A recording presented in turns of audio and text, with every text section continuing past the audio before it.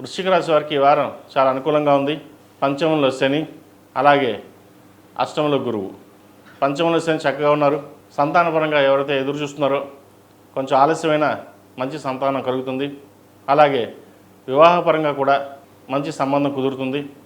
వచ్చిన సంబంధాలు జాతక విశ్లేషణ చేసుకుని ముందుకు వెళ్ళడం చెప్పదగినది. అలాగే ద్వితీయ పంచమాధిపతి గురువు అష్టమంలో ఉన్నారు.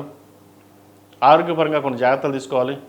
అడ్మినిస్ట్రేషన్ పరంగా కూడా కొన్ని ఇబ్బందులు ఉంటాయి. ఉద్యోగంలో చిన్న చిన్న స్థానచలనం ఏర్పడుతుంది. ఆరోగ్యపరంగా కూడా చిన్న చిన్న ఇబ్బందులు ఉంటాయి. గ్యాస్ట్రిక్, అసిడిటీ, కడుపుకు సంబంధించిన ఇబ్బందులు ఏర్పడతాయి. వాటి విషయంలో జాగ్రత్తలు తీసుకోవాలి. నూతన ఉద్యోగ ప్రయత్నాలు చేసేవారికి చక్కగా కలిసి వస్తుంది. ఉద్యోగ ప్రయత్నాలు చేసుకోవచ్చు. డబ్బు విషయంలో ఎక్కువగా ఖర్చు ఉంటుంది. ఖర్చుల విషయం జాగ్రత్త పడితే భవిష్యత్తు బాగుంటుంది.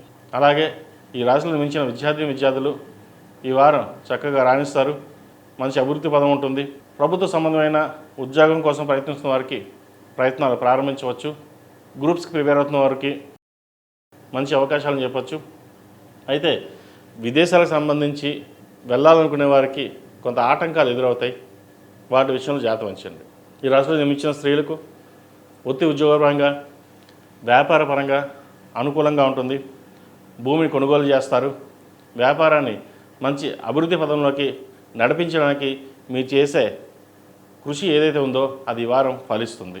మీరు బాగా బిజినెస్ చేస్తున్నారు అనే ఈర్ష్యాభావాలు కూడా ఎక్కువగా ఉంటాయి. అది చుట్టాల్లో కావచ్చు, బయట వాళ్ళలో కావచ్చు. అయితే ఎన్ని చేసినా పేరు ప్రఖ్యాతుల వాడికి స్థిరంగా ఉంటుంది. మీరు చేసే ప్రయత్నాలు ఏవైతే ఉన్నాయో అవి ఈ వారం ఫలిస్తాయి. అలాగే దైవ దర్శనాలు చక్కగా చేసుకుంటారు. Import and export business రాణిస్తాయి.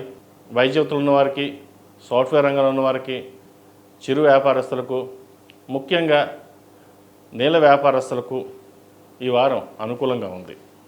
లోన్ల విషయంలో కొంత జాగ్రత్త వహించాలి. హౌసింగ్ లోన్ కావచ్చు, పర్సనల్ లోన్ కావచ్చు, క్రెడిట్ కార్డు విషయంలో కొన్ని జాగ్రత్త వహించాలి. ధనాన్ని అధికంగా ఖర్చు పెట్టడం వల్ల భవిష్యత్తులో ఇబ్బంది పడాల్సిన పరిస్థితి ఏర్పడుతుంది.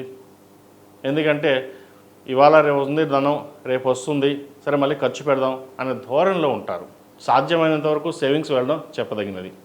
ఈ రాశిలో జన్మించిన వారు ప్రతిరోజు ప్రతినిత్యం దక్షిణామూర్తి స్తోత్రాన్ని పఠించడం, దక్షిణామూర్తి రూపిణి మెడలో వేసుకోవడం, రుద్రపాశుపత హోమం చేయించుకోవడం చెప్పదగిన సూచన.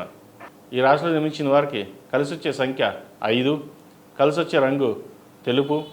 ఏదైనా పని మీద బయటకు వెళ్ళేటప్పుడు సోమవారం కానీ గురువారం కానీ వెళ్ళండి. మంచి ఫలితాలు సంప్రాప్తిస్తాయి.